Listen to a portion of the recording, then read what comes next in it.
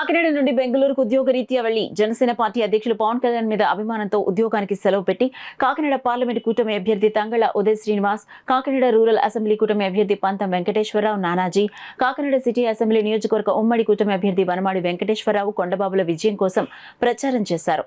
ఇంటింటికి వెళ్లి కరపత్రాలు పంపిణీ చేస్తూ ఓట్లు అభ్యర్థించారు. జనసేన పార్టీ సిటీ ఉపాధ్యక్షుడు అడబాల సత్యనారాయణ, 9వ డివిజన్ అధ్యక్షుడు తల్లిబోయిన సత్యనారాయణ శ్రీనితో కలిసి కృషి చేస్తున్న గిరిజాల శ్రీనివాస్, గిరిజాల శ్రీలక్ష్మి, గోల్కొట్టి వెంకటేశ్వర్లు, గోల్కొట్టి విశ్వేశ్వర దేశీ, గోలికొట్టి గంగాధర్, గోలికొట్టి సతీష్, నున్న చంద్రశేఖర్, రాధా, సుధీర, లంకభరణి, ఆచంట సూర్య, సుమన సత్యనారాయణ తదితరులు ఇటువంటి స్వచ్ఛంద జనసేన కార్యకర్తలు మరియు వీర మహిళలు మద్దతు ఉన్న కూటమి అభ్యర్థులు సునాయాసంగా విజయం సాధిస్తారని డివిజన్ పెద్దలు అభినందించారు. ఈ రోజు కాకినాడ సిటీలో వీర మహిళలు అందరం మరి పవన్ కళ్యాణ్ గారిది ఏదైతే బహిరంగ సభ జరగబోతుందో అది విజయవంతం చేయడానికి మేమందరం కాకినాడ మొత్తం సిటీ మొత్తం ర్యాలీగా వెళ్తున్నాము.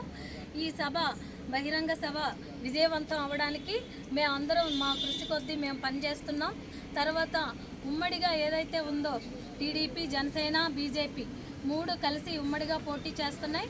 మరి వీళ్ళని మేము గెలిపించడానికి వీర మహిళలు తమ కృషి కొద్దీ పనిచేస్తున్నారండి.